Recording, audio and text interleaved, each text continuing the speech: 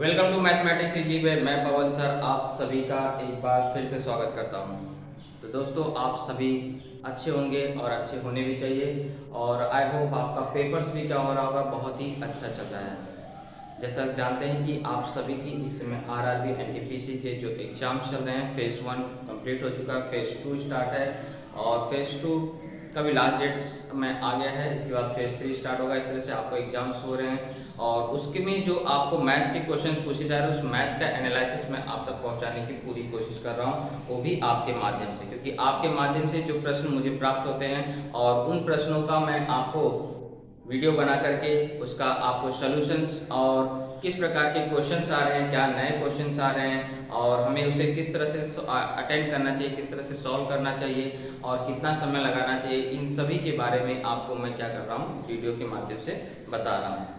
तो आज भी हम लोग क्या करने जा रहे हैं, मैथ्स का ही एनालिसिस करेंगे, लेकिन कौन सी तारीख का, 28 जनवरी 2021 का। जैसे कि आप जानते हैं 27 जनवरी के 2021 के क्वेश्चंस हमने क्या किया था, लाइव स्ट्रीम पे आपको मैंने पढ़ाया था, बताया था, लेकिन उसमें आपको बताया था नेटवर्क का प्रॉब्लम होने की वजह से कुछ सम्स मैं नहीं करा पाया था। लेकिन आज फिलहाल हम लोग क्या करते हैं, 28 तारीख का जो है एनालिसिस मैथ्स का वो आप तक पहुँचाऊँगा।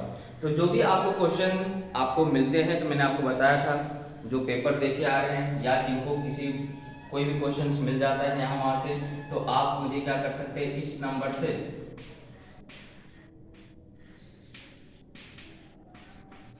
नंबर पे आप व्हाट्सअप कर दीजिए। तो मैं आपको उन प्रश्नों के भी जवाब आपको वीडियो के माध्यम से पहुंचा सकता हूं या कमेंट बॉक्स में आपको मैं क्या कर सकता हूं, बता सकता हूं, या अगर आप कमेंट बॉक्स में भेजेंगे तो भी चलेगा या आप व्हाट्सएप पे शेयर करेंगे तो भी चलेगा।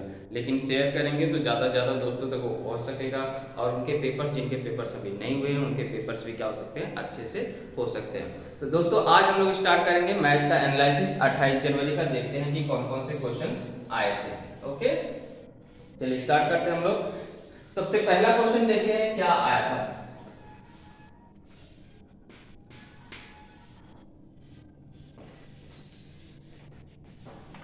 तो बोल रहे हैं एक समलंब चतुर्भुज है, उसकी समांतर भुजाओं का योगफल है, योगफल नहीं दिया, समांतर भुजाएं दिया गया था 10 और 20 और उसकी ऊंचाई दिया था 12 सेंटीमीटर हो, तो उसका हमें क्या करना है, क्षेत्रफल ज्ञात करना है। तो क्वेश्चन क्या बोल रहा है, एक समलंब चतुर्भुज है, क्या है, समलंब चतुर्भुज, और उसकी समांतर भुजाओं का मान दिया गया है।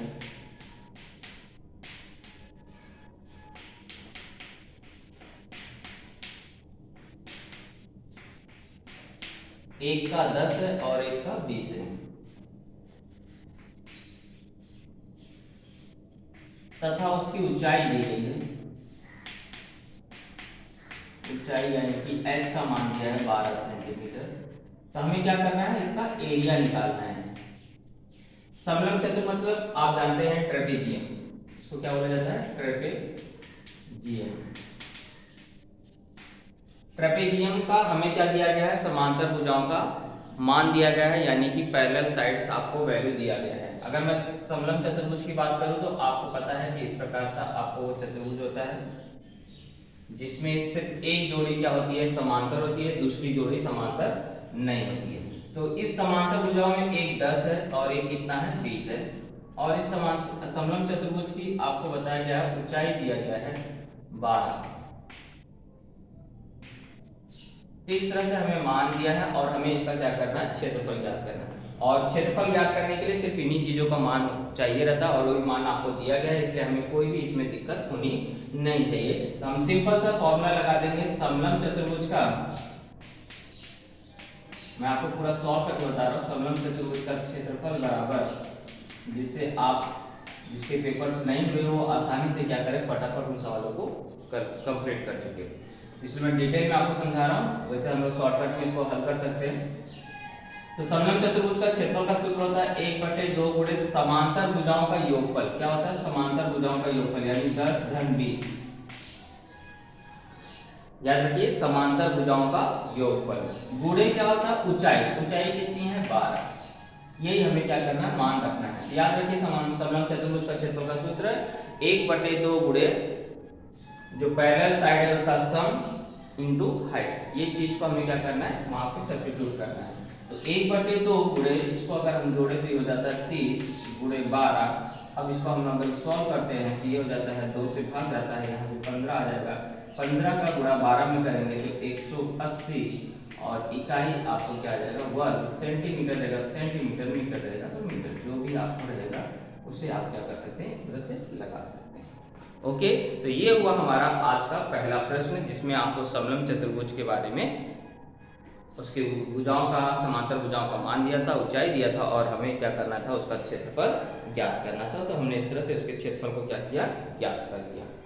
चलते हैं क्वेश्चन नंबर, हम लोग क्या करते हैं, अगला प्रश्न लेते हैं कि अगला प्रश्न क्या आया था उसको देख लेते हैं।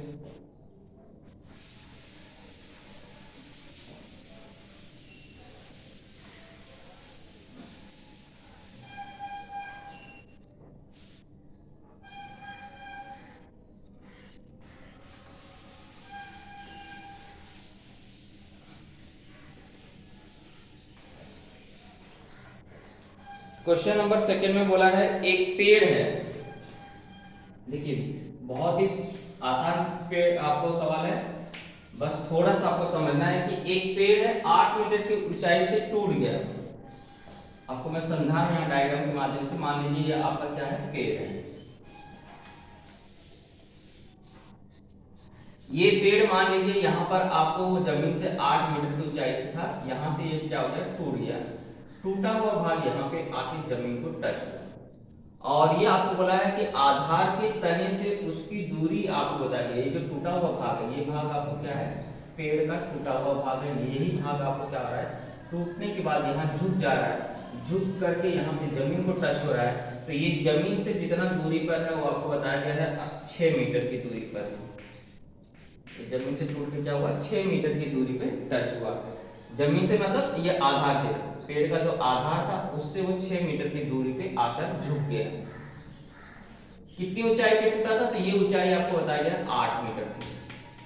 पेड़ टोटल यहां से यहां तक है, ये पेड़ की ऊंचाई है।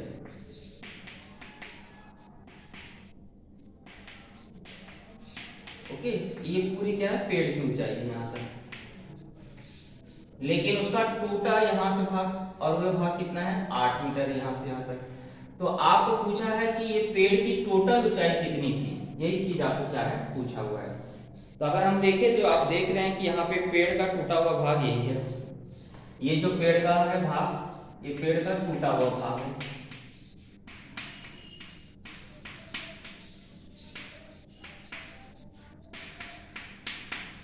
ओके, मतलब यही भाग क्या हुआ, यहाँ पर आ गया। तो ये दोनों क्या होंगे, इक्वल होंगे। ये दोनों के भाग, क्योंकि यही भाग क्या हो रहा है, यहाँ पे आ रहा है, यानी कि इसका मान और इसका मान क्या होगा, समान होगा।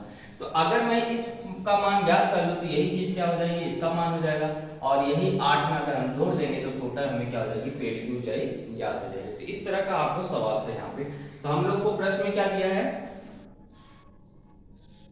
कि एक पेड़ है। प्रश्न आपको मैं दिखा देता हूं। एक पेड़ जमीन से 8 मीटर की ऊंचाई से टूट गया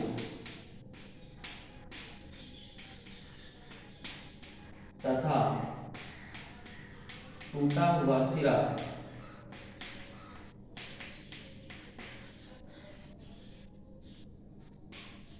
झुककर, टूटा हुआ सिरा जमीन के या पेड़ के तने से, टूटा हुआ सिरा पेड़ के आधार से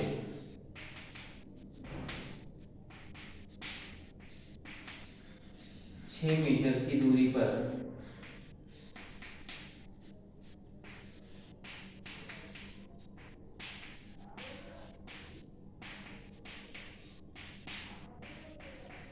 झुक गया। तो पेड़ की ऊंचाई ज्ञात करो। तो पेड़ की ऊंचाई क्या होगी, इस चीज को आपको पूछा है। इसे डायग्राम के माध्यम से मैंने आपको समझा दिया था। प्रश्न का सरल मीनिंग क्या है, वो शब्द आपको बराबर याद नहीं थे, तो शब्द इस हिसाब से जो भी एडजस्ट किया गया हो तो चलिए हम लोग को ये समझ में आ गया कि ये पेड़ पूरा टोटल था, यहाँ 8 मीटर कुछ ऐसे टूटा और ये टूटा हुआ भाग यहाँ पे आके क्या हुआ, जमीन के साथ टच हुआ। तो ये जमीन और पेड़ के आधार के बीच की दूरी आपको दिया गया था 6 मीटर। तो हमें क्या करना है, पूरे पेड़ की ऊंचाई ज्ञात करना है। तो सिंपल सी बात है, ये आपको पेड़ जब भी होता है वो आधार के साथ हमेशा क्या होता है, जमीन के साथ हमेशा क्या होता है, लंबवत बढ़ता है। लंबवत बढ़ता है यानी कि यहाँ पे कोण 90 अंश का हो गया। अब 90 अंश हो गया तो ये और ये भुजा अगर आपको दी है तो इस भुजा का मान आप आसानी से ज्ञात कर सकते हैं। मान लीजिए यहाँ पे पेड़ की ऊंचाई आपको ए बी है, ये आपको सी स्थान से टूट रहा है और डी स्थान पे झुक रहा है। तो इसका मतलब है कि ये त्रिभुज बी सी डी क्या हो गया, समकोण त्रिभुज हो गया। इसमें हम लोग पाइथागोरस प्रमेय लगाएंगे। पाइथागोरस प्रमेय क्या बोलता है, कर्ण का जो वर्ग है वो पहली भुजा का वर्ग धन दूसरी भुजा के वर्ग को क्या होता है, बराबर होता है। यानी कि 64 प्लस 36 ये हो गया 100, यानी CD का मान आ गया कितना, 10 मीटर। तो ये 10 मीटर है, तो इसका मतलब है कि ये भाग भी कितना होगा, 10 मीटर ही होगा। तो हम बोल सकते हैं AC बराबर CD बराबर कितना, 10 मीटर। मुझे क्या ज्ञात करना है, AB ज्ञात करना है। तो AB ज्ञात करने के लिए मैं क्या करूंगा, उसको जोड़ दूंगा। तो BC प्लस क्या हो जाएगा AC, यानी कि 8 धन 10 कितना हो जाएगा, 18 मीटर। यानी पेड़ कितना मीटर ऊंचा था, 18 मीटर ऊंचा था। तो ये सब आपको मैंने हल करके दिखाया है। ये सब तो आपको माइंड में कैलकुलेशन की बात थी। ये 8 है, ये 6 है, पाइथागोरस प्रमेय लगाएंगे, ट्रिपलेट आपको याद है, ये 10 होगा, ये 10 है तो ये भी 10 होगा, यानी 10 और 8 कितना हो जाएगा, पेड़ की ऊंचाई 18 हो जाएगा। इस तरह से आप माइंड में भी उसको क्या कर सकते हैं, कैलकुलेट कर सकते हैं। ये तो मैंने आपको सॉल्व करके सिर्फ दिखाया कैसे आएगा। ओके, चलते हैं अगले प्रश्न की तरफ।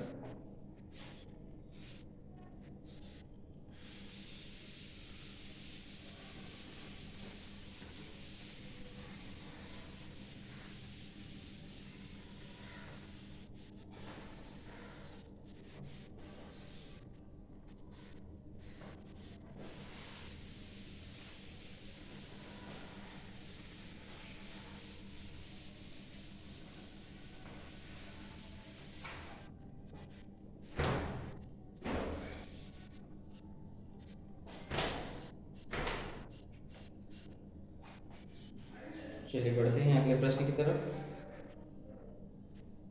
देखते हैं कि अगला प्रश्न क्या आया था।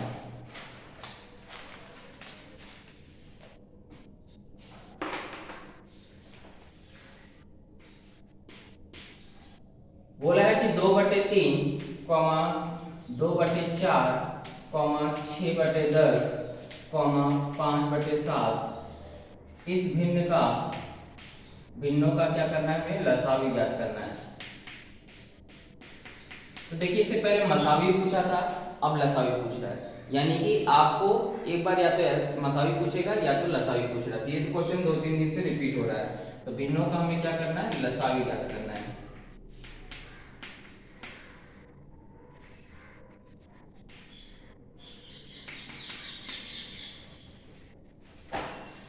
तो कभी भी देखिए अगर भिन्नों का हमें लसावी पूछा है या मसावी पूछा है, तो हमें अगर कोई संख्या क्या हो रही है, अगर उसे संक्षिप्त रूप में बदल सकते हैं और डिवाइड कर सकते हैं, छोटा कर सकते हैं, तो उसको छोटा कर दीजिए।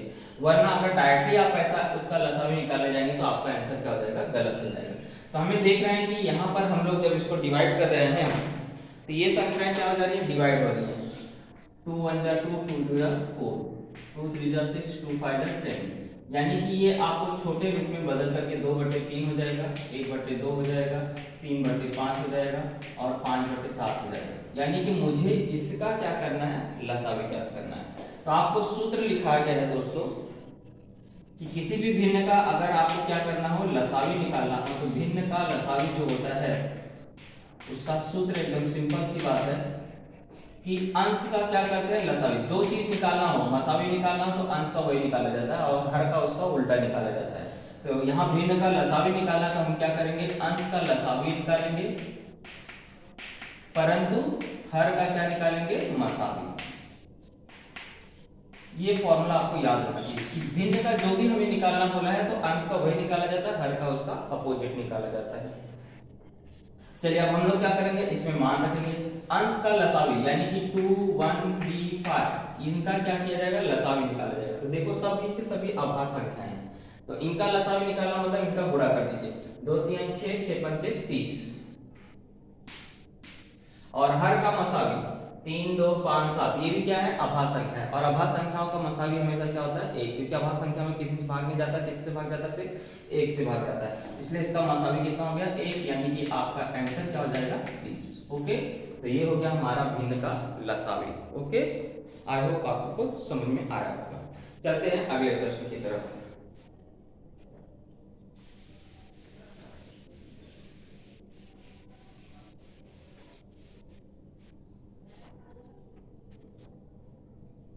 अगला प्रश्न है कुछ बहुत ही सरल प्रश्न जैसा लग रहा है।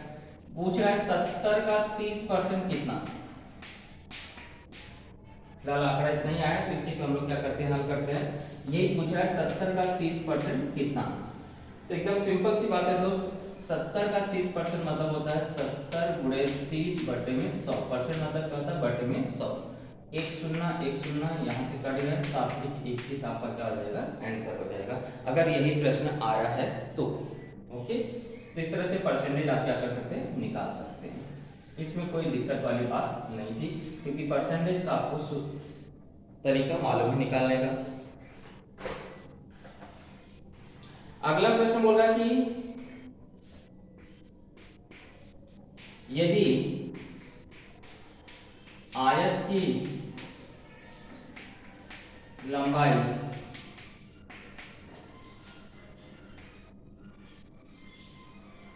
20% की वृद्धि की जाए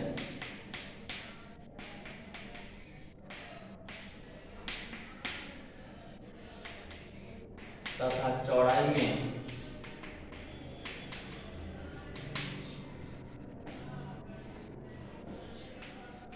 30% की वृद्धि की जाए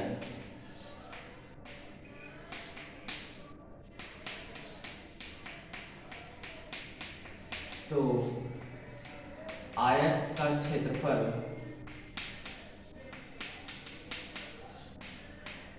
कितना प्रतिशत बढ़ जाएगा।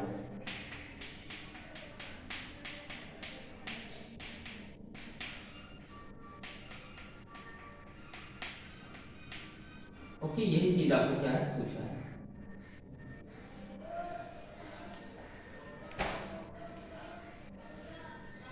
तो देखो दोस्तों, उसको कहने का मतलब क्या है कि ये आयत है,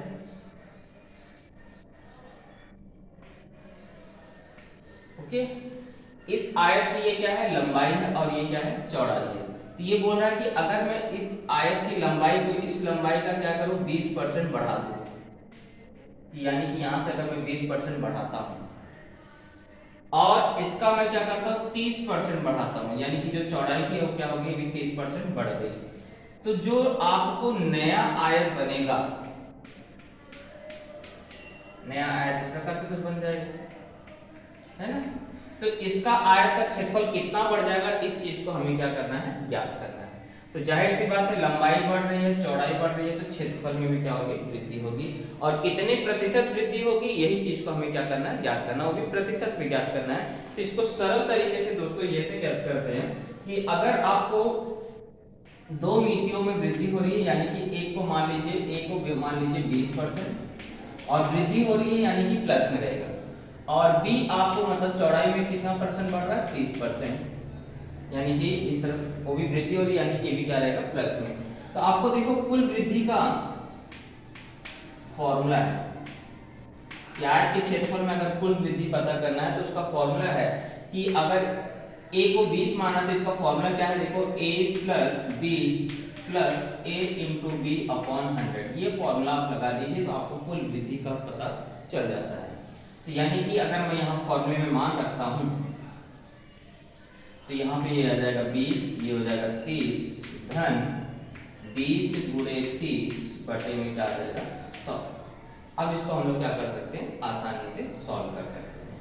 ये शून्य से शून्य यहाँ कट गया है, ये 20 30 50 धन 6, यानी कि टोटल क्या होगा, 56% की वृद्धि हुई है उस आयत के क्षेत्रफल में। इस तरह से हम लोग क्या कर सकते हैं, बता सकते हैं। ओके, कोई दिक्कत वाली बात नहीं होनी चाहिए। इसको हम लोग एक दोस्त दूसरे तरीके से भी कर सकते हैं। दूसरा तरीका क्या है, मैं उसको आपको करा देता हूँ उसको भी, जिससे आपको मान लीजिए अगर ये फॉर्मूला याद नहीं आया तो आप दूसरे तरीके से भी क्या कर सकते हैं, सॉल्व कर सकते हैं।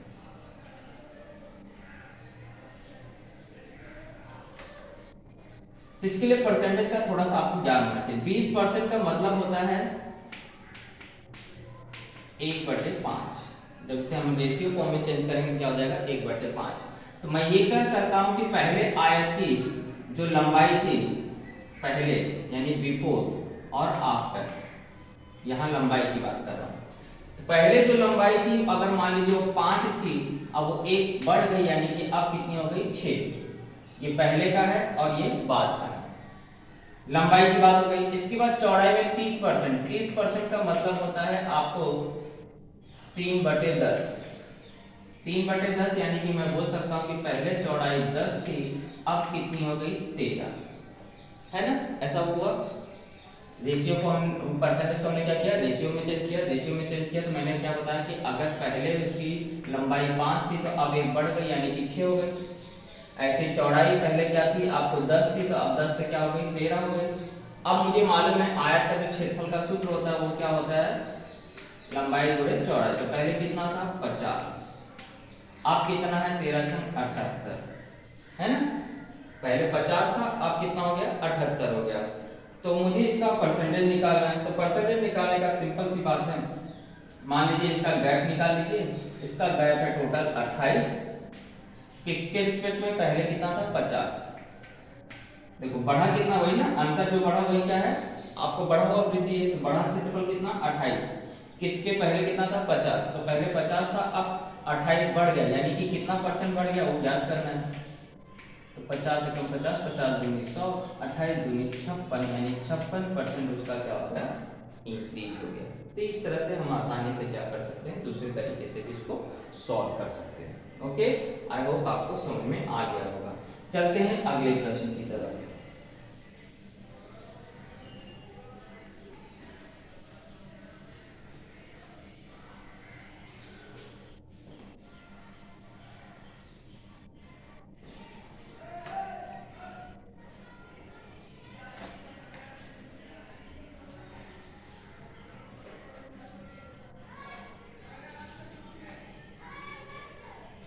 चलिए अगला क्वेश्चन देखते हैं। बोले कुछ व्यक्ति इस सेकंड के अंतराल में गोली चला रहे हैं। कुछ व्यक्ति हैं जो 2, 5, 8, 12, 18 सेकंड के अंतराल में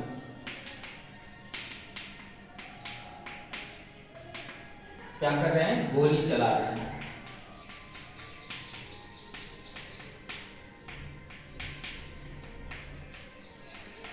तो पूछ रहा है कि कितने समय बाद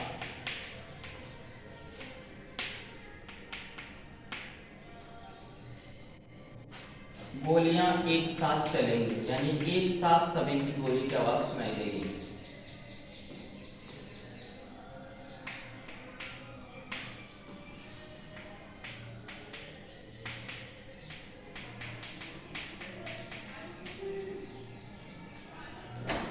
तो ये घंटी जैसा सवाल है, पहली घंटी इतनी बजे बजे, फिर इतनी इतनी इतनी बजे घंटी बजी, तो सभी घंटियां एक साथ कितनी बार कितने समय पे समय बाद बजेंगी।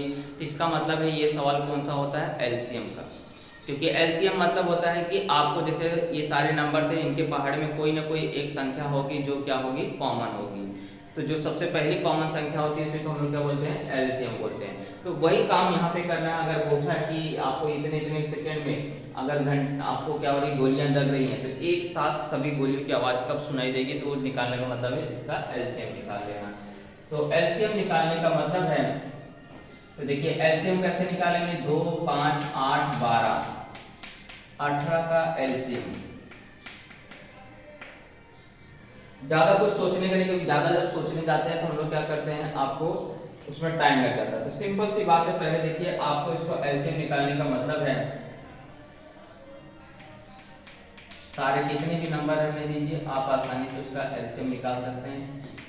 ये दो नंबर है 2 से डिवाइड हो रहा है, 2 एकम 2, यहाँ 5 ही रहेगा, यहाँ 4 आ जाएगा, यहाँ 6 आ जाएगा, यहाँ पे 9 आ जाएगा। 3 से डिवाइड हो रहा है, 3 से डिवाइड करिए, इसको भूल जाइए, इसमें जाएगा नहीं, इसमें जाएगा नहीं, ये 2 हो गया और ये 3 हो गया। ओके,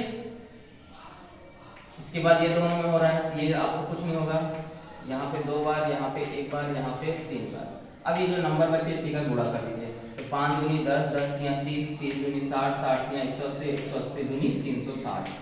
360 सेकंड बाद ये क्या होंगी, एक साथ बजेंगी। तो इस तरह से हम लोग क्या कर सकते हैं, इसका एलसीएम निकाल करके बता सकते हैं। 360 सेकंड अगर आपको ऑप्शन में मिनट में दिया है तो इसको बोलेंगे 6 मिनट, क्योंकि 1 मिनट में 60 सेकंड होता है, तो 60 से इसको डिवाइड करेंगे तो 6 मिनट आ जाएगा। यानी 6 मिनट बाद क्या होगी, गोलियां एक साथ आपको सुनाई देगी। ओके, तो दोस्तों अगर आप इस चैनल पर नए हैं तो मैं यही कहूँगा दोस्तों कि आप इस चैनल को सब्सक्राइब कर लीजिए और बेल आइकन का बटन भी दबा लीजिए, जिससे नोटिफिकेशन मिलता रहे और मैं जो भी आपको बताना चाहूँ आप तक पहुँच सके। आपका सपोर्ट बहुत जरूरी है दोस्तों, और अच्छा लग रहा तो लाइक भी जरूर करिएगा, अपने दोस्तों के साथ शेयर भी जरूर करिएगा। मेहनत को सफल आप बनाइए मेरे। चलिए अगला प्रश्न बोला है, किसी मूलधन पर 5% साधारण ब्याज की दर से 2 साल का ब्याज अगर 50 रुपए प्राप्त है तो उस राशि पर, उसी राशि पर यानी उसी मूलधन पर CI कितना मिलेगा, यानी चक्रवृद्धि ब्याज कितना मिलेगा। ये चीज को हमें क्या करना है, याद करना है। ओके, तो क्या बोल रहा है कि कोई मूलधन है, मूलधन नहीं पता है, मूलधन आपको नहीं पता है। साधारण ब्याज की दर से, साधारण ब्याज यानी दिया गया है, साधारण ब्याज यानी SI दिया गया है और SI का मान बोल रहा है कि 50 है। समय बता रहा है कितना, उस राशि पे ब्याज जो मिल रहा है 50 रुपए, और कितने समय में मिल रहा है, 2 वर्ष में मिल रहा है। और ब्याज की दर दिया गया है, रेट दिया गया है 5%। तो हमें पूछ रहा है कि CI यानी इसी मूलधन पर चक्रवृद्धि ब्याज कितना मिलेगा, ये चीज को आपको क्या कर रहा है, पूछ रहा है। तो प्रश्न को मैंने क्या किया, सिर्फ शॉर्टकट तरीके से आपको बता दिया क्या क्या दिया गया था और क्या आपको क्या करना है। उसने बोला है कि कोई मूलधन है जिस पर आपको ब्याज मिल रहा है, साधारण ब्याज मिल रहा है 50 रुपए, कितने समय के बाद, 2 साल बाद, और रेट ऑफ इंटरेस्ट कितना है, 5%। तो अगर उसी मूलधन को मैं चक्रवृद्धि ब्याज पर रखूंगा तो मुझे कितना ब्याज मिलेगा, उस चीज को हमें क्या करना है, याद करना है। तो एकदम सिंपल सी बात है दोस्त, यहाँ बोल रहा है कि साधारण ब्याज 50 रुपए, वो भी कितने समय का, 2 साल का। यानी कि मैं बोल सकता हूँ 2 ईयर का जो ब्याज है वो कितना है, 50 रुपए। तो 1 ईयर का ब्याज क्या होगा, क्योंकि साधारण ब्याज तो एकदम हर साल सेम रहता है। तो अगर 2 साल में 50 रुपए मिल रहा है तो 1 साल में कितना मिल रहा है, 25 रुपए। तो 1 साल का क्या हो गया, ब्याज आपको 25 रुपया हो गया, साधारण ब्याज। ये क्या है, सिंपल इंटरेस्ट। 1 साल का अगर सिंपल इंटरेस्ट आपको 25 रुपया मिल रहा है, किस दर से, 5% की दर से, है ना। तो मुझे क्या कैलकुलेट करना है, CI ज्ञात करना है। तो एकदम सिंपल सी बात है, जब हम लोग CI ज्ञात करने जाते हैं तो पहले दोनों साल का क्या करते हैं, मूलधन लिख लेते हैं। ये हमारा क्या है, फर्स्ट ईयर का है और ये क्या है, हमारा सेकेंड ईयर। तो अगर हम जब CI निकाले जाएंगे तो फर्स्ट ईयर का जो मूलधन, फर्स्ट ईयर का जो ब्याज होता है, साधारण ब्याज हो चाहे चक्रवृद्धि ब्याज हो, पहले साल क्या होता है, सेम होता है। तो पहले साल यहाँ 25 रुपए मिला, दूसरे साल भी सेम रहेगा, कितना, पहले 25 रुपए ही रहेगा। यानी कि पहले जो मूलधन है उसका हम निकालेंगे 5%, तो 25 रुपए ही आएगा। लेकिन इसके बाद हम लोग क्या करते हैं, जो ब्याज मिला रहता है उस ब्याज का भी ब्याज निकालते हैं। यानी कि मुझे सिर्फ चेंजेस क्या करना है, यहाँ पे 25, यहाँ भी 25 आ गया दूसरे साल। अब इस 25 रुपए का, ये 25 रुपए का भी क्या होगा, हमें ब्याज मिलेगा दूसरे साल। तो 25 का मुझे सिर्फ क्या करना है, 5% निकाल लेना है। तो मैंने इसको डिवाइड किया तो 4 एकम 4 बचा कितना, 1 4 दूनी 8, 1.25, यानी कि 1.25 क्या हो जाएगा, और ऐड कर देना है। तो ये हो गया 50 और एक 51.25, यही हमारा क्या हो जाएगा, आंसर हो जाएगा। एकदम सिंपल सी बात है, 2 साल का साधारण ब्याज 50, तो 1 साल का साधारण ब्याज 25। तो चक्रवृद्धि ब्याज निकालने जाएंगे तो पहले दोनों साल का यहाँ पे 25 ही रहेगा, फिर इस 25 का भी क्या होगा, आपको चक्रवृद्धि ब्याज मिलेगा। क्योंकि आपको क्या होता है, चक्रवृद्धि ब्याज मतलब ब्याज का ब्याज। पहले ये मूलधन पे ब्याज हो गया 25 पहले साल, दूसरे 25 फिर ये जो ब्याज है उसका ब्याज कितना हुआ 1.25। अब ये तीनों को ऐड कर दीजिए तो आपका आंसर क्या हो जाएगा, ज्ञात हो जाएगा। ओके, इसमें कोई भी दिक्कत वाली बात नहीं थी।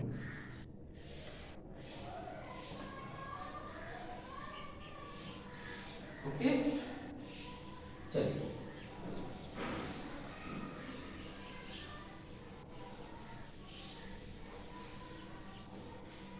अगला प्रश्न देखते हैं क्या आया था।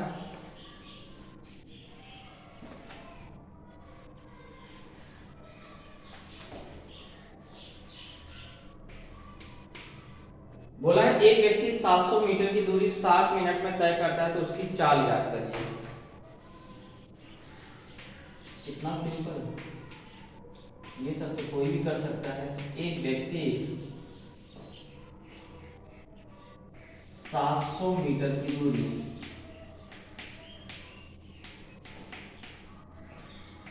7 मिनट में तय करता है।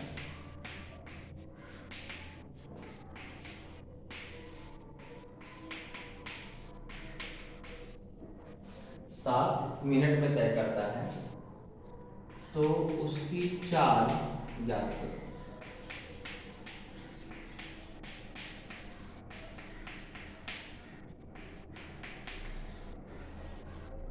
ओके, तो चाल आपको देखना है ऑप्शन में किस में दिया है, मीटर प्रति सेकंड में दिया है कि किलोमीटर प्रति घंटे में दिया है, उसी हिसाब से आपको उसको क्या करना है, चेंज करना है। फिलहाल हम यहाँ समझ रहे हैं कि अगर मुझे क्या करना है, इसे मीटर प्रति सेकंड में बदलना है तो कैसे मैं करूंगा।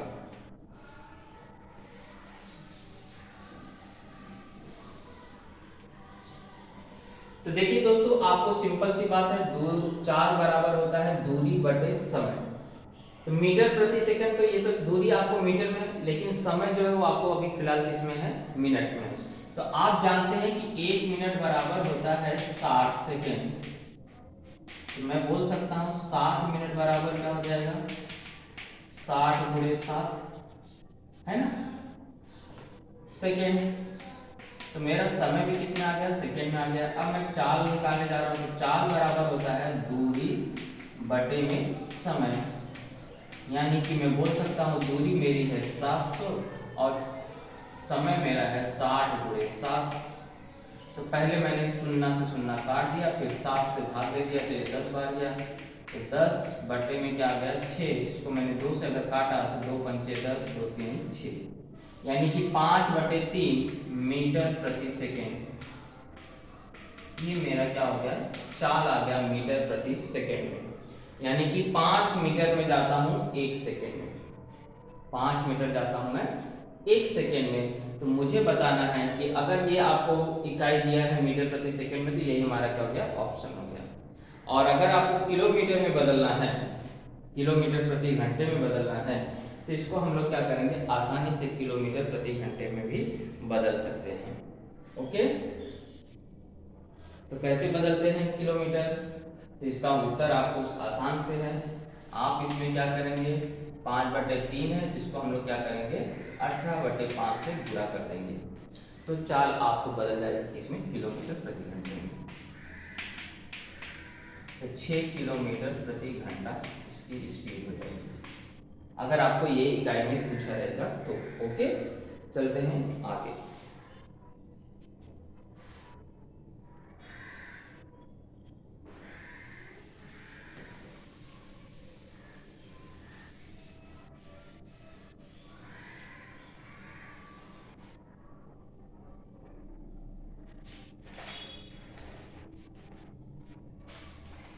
चलिए, एक क्वेश्चन पूछा है, आपको पूछा है बहुत ही सिंपल सा, 70 अंश के संपूरक कोण का मान।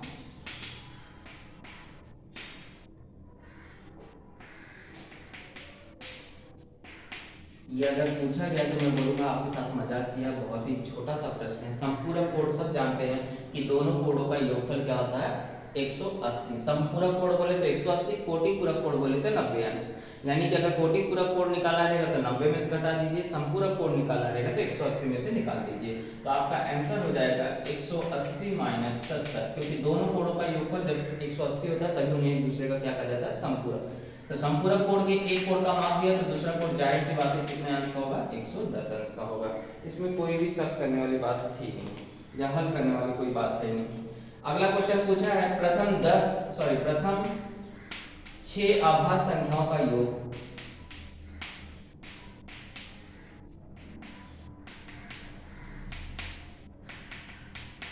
तो आभाज्य संख्या प्रथम क्या होती है, पहले 2 होती है, इसके बाद 3 आती है, फिर इसके बाद 5 आती है, उसके बाद 7 आती है, इसके बाद आपको 11 आता है, फिर 13 आता है, हो गया 6। ओके, अब इसको क्या करेंगे, प्लस कर लीजिए, यही आपको प्लस करने के लिए बोल ही रहा है। तो प्लस कैसे करिए, 7 3 10 यहाँ पे जोड़िए, और चलिए जोड़ लेते हैं, कैसे भी जोड़िए, 2 3 5 5 5 10 और ये 13 7 20 20 और 21 30 और 11 कितना आ जाएगा, 40। तो ऐसे जोड़िए, 13 7 20 हो गया, और ये 10 हो गया, 20 10 30 और 30 में 11 जोड़ा तो कितना आ गया, 40। ओके, चलते हैं अगले प्रश्न की तरफ। तो अगर ये सब आता है तो बहुत ही सरल क्वेश्चन आपसे पूछ रहे हैं, मतलब आपको बहुत अच्छे से इसको पेपर को सॉल्व करके आना चाहिए। अगला क्वेश्चन बोल रहा है कि किसी वस्तु को 510 रुपए में बेचने पर, किसी वस्तु को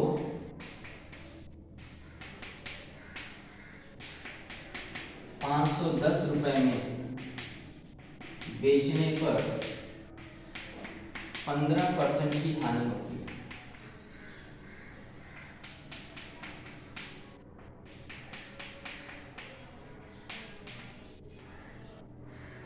तो 15% का लाभ प्राप्त करने के लिए, 15% का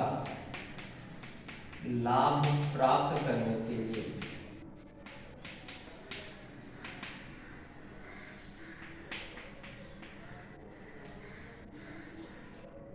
कितने में बेचना चाहिए।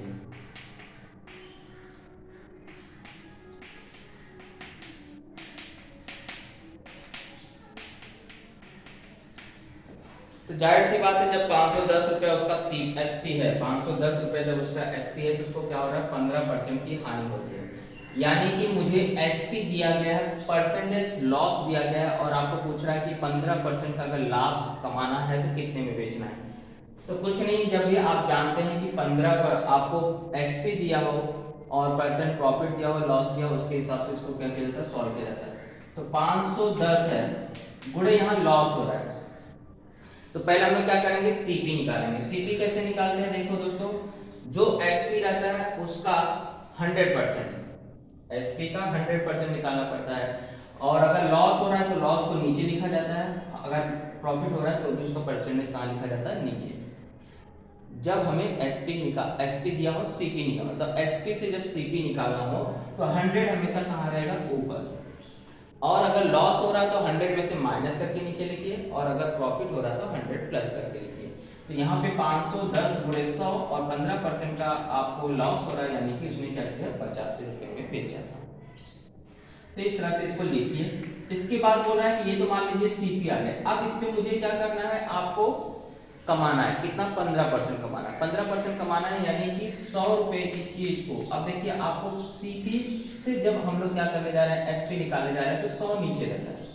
इस चीज को हमेशा ध्यान रखिए, अगर एसपी दिया है और आपको क्या करना है, सीपी निकालना है, तो 100 ऊपर रहेगा, और जो भी प्रॉफिट लॉस है वो आपको परसेंटेज के हिसाब से ऐड या माइनस होकर के नीचे लिखा जाएगा। और जब एसपी से मुझे सीपी से मुझे क्या निकालना हो, एसपी निकालना, तो 100 नीचे, और जितना प्रॉफिट बोला है उतना ऊपर, लॉस बोला रहेगा तो उसमें ना माइनस करके 100 में से लिखने का। यहाँ प्रॉफिट बोला मतलब 100 धन 15 यानी 115। इस चीज को इस प्रकार से लिखा जाता है। अब क्या होगा, 100 से 100 क्या हो गया, कट गया, 17 पचे 85 आ गया, 17 के 51 30। तो मैं बोल सकता हूँ 5 एकम 5 5 30, यानी कि 6 गुणे मुझे क्या करना है, 115। आप जानते हैं 100 का गुणा 6 में करेंगे तो 600 हो जाता है, और 15 का गुणा 6 में करते हैं तो 90 हो जाता है, यानी कि 690 रुपया में आपको क्या करना पड़ेगा, उसको बेचना पड़ेगा। ओके, चलिए आगे बढ़ते हैं। इसको और भी तरीके से हल कर सकते थे, लेकिन मुझे लगता है ये सबसे सरल विधि थी, इसी विधि से आप उसको क्या कर सकते हैं, सॉल्व कर सकते हैं। तो जब भी इस तरह का प्रश्न रहेगा तो आप इस तरह से बना के उसे हल कर सकते हैं।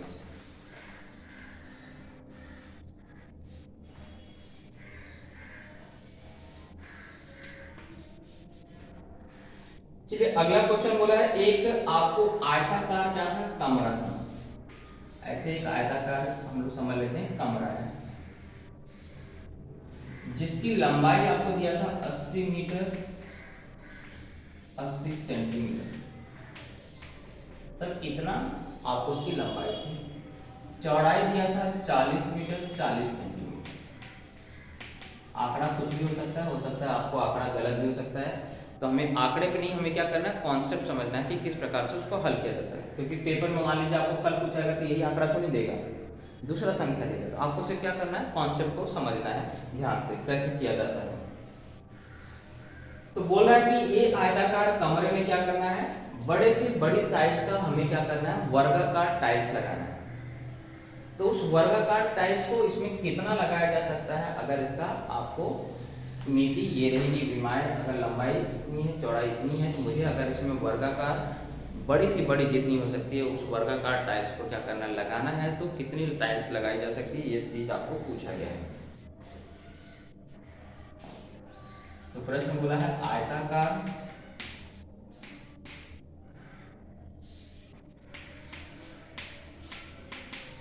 कमरे में वर्गाकार टाइल्स बड़ी सी बड़ी कितनी लगाई जा सकती है।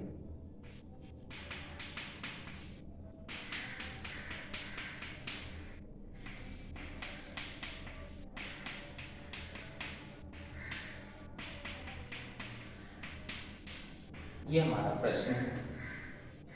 तो दोस्तों इसमें कुछ करना नहीं है, पहले आपको देखिए इसे आप क्या करेंगे, एक इकाई में चेंज कर लेंगे, क्योंकि आपको जो मिति है वो मीटर सेंटीमीटर में दिया गया है। तो जाहिर सी बात है 1 मीटर में क्या होता है, 100 सेंटीमीटर होता है। 1 मीटर बराबर क्या होता है, 100 सेंटीमीटर। तो ये 80 मीटर है, यानी 80 100 हो गया। 80 100 में 80 जोड़ दिया तो कितना हो जाएगा, 8080 हो जाएगा। यानी मैं बोल सकता हूँ ये 8080 सेमी क्या हो गया, मेरी लंबाई हो गई, मेरी मतलब आयत की लंबाई। और ऐसे इसको हम सॉल्व करेंगे तो b का मान जो हो जाएगा 4040 सेमी हो जाएगा। कैसे आया दोस्तों, आपको मैं यहाँ बता देता हूँ। 1 मीटर बराबर अगर इतना होता है तो 80 मीटर बराबर क्या होगा, 8000 हो जाएगा। 80 का गुणा 100 में करोगे तो 8000, प्लस उसमें 80 सेंटीमीटर और जोड़ दोगे, है ना, 80 सेंटीमीटर और जोड़ना है, इसका मतलब 8080 सेंटीमीटर हो गया। ओके, तो दोनों आ गया। इसका मतलब है ये मेरा क्या है, लंबाई गुणे चौड़ाई क्या होता है, आयत का क्षेत्रफल होता है। यानी कि कमरे का क्षेत्रफल कितना हो गया, इतना हो गया। अब अगर आपको बोला है लंबी से लंबी टाइल्स लगाना है, वो भी वर्गाकार, तो इसका मतलब मुझे क्या करना है, इन दोनों संख्याओं का एलसीएम निकालना है। किसका, 8080 तथा 4040 का एलसीएम, लसावी। और लसावी आप देख रहे हैं ये नंबर, इसको पूरा डिवाइड कर देना, यानी कि यही इसका क्या है, लसावी है।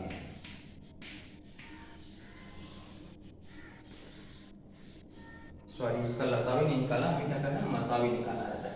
क्योंकि जो कॉमन फैक्टर होता है वही क्या करेगा, बड़े आयताकार क्षेत्र को डिवाइड करेगा। तो इसका हमें क्या निकालना पड़ता है, एचसीएफ। आई एम सॉरी, तो 4040 इसका क्या हो गया, आपको एचसीएफ हो गया, मसावी हो गया। क्योंकि लसावी तो ये होगा और मसावी ये होगा। मसावी क्या होती है, छोटी संख्या होती है। लसावी क्या होती है, अगर डिवाइड हो रहे हैं दोनों नंबर से एक दूसरे को, छोटा नंबर बड़े को डिवाइड कर दे रहा है, तो छोटा नंबर क्या कहलाता है आपका, आपको मसावी कहलाता है, और बड़ा नंबर क्या कहलाता है, उसका लसावी कहलाता है। तो हमें इसका क्या निकालना है, मसावी निकालना है ना। तो मसावी ये आ गया, यानी कि इस आकार का हमें क्या करना है, वर्गाकार टाइल्स लगाना है। तो आपको टाइल्स की संख्या का सूत्र क्या होगा, सिंपल सी बात है, जितना कमरे का क्षेत्रफल रहेगा उसके एक वर्ग के क्षेत्रफल से क्या करेंगे, उसको डिवाइड कर देंगे। तो कमरे का क्षेत्रफल बटे एक टाइल्स का क्षेत्रफल, यही होता है। तो कमरे का क्षेत्रफल यानी कि 8080 × 404 लंबाई गुणे चौड़ाई, और टाइल्स का क्षेत्रफल यानी वर्गाकार है तो 4040 इंटू 4040, क्योंकि दोनों भुजाएं बराबर है तो ये इससे कट गया और ये कट के कहाँ जाएगा 2, यानी कि हमारा आंसर क्या हो जाएगा 2 टाइल्स आ जाएगा। तो इसमें कितनी साइज की लग सकती है 2 टाइल्स लग सकती है। जो आंकड़ा दिया गया उसके हिसाब से हमने श्रवण किया, कॉन्सेप्ट को सिर्फ समझा। आपको जरूरी नहीं कि आपको यही आंकड़े रहेंगे, सिर्फ हमें ये समझना है कि हमें करना कैसे। ओके,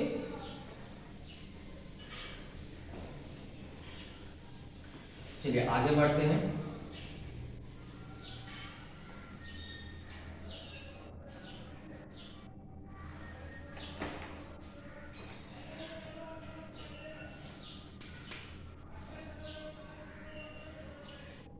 बोला है समान आधार तथा समान ऊंचाई वाले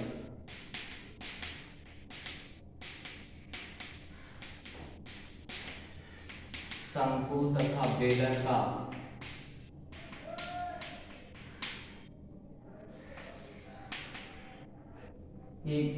आयतन का अनुपात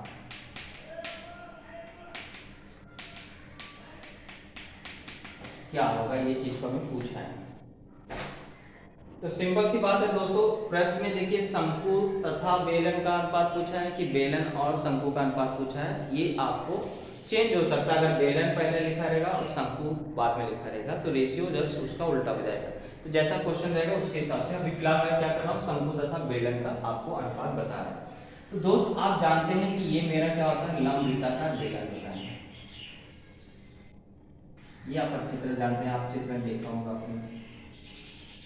अगर मैं बोलूं कि इसका आधार समान है, किसका, शंकु का आधार समान, मतलब ये मेरा क्या हो गया आधार, और शंकु है इसका मतलब है कि ये यहां से ऐसे यहां जाएगा। आधार अगर समान है तो, और ऊंचाई भी समान है, यानी कि इस तरह से शंकु बना होगा, है ना।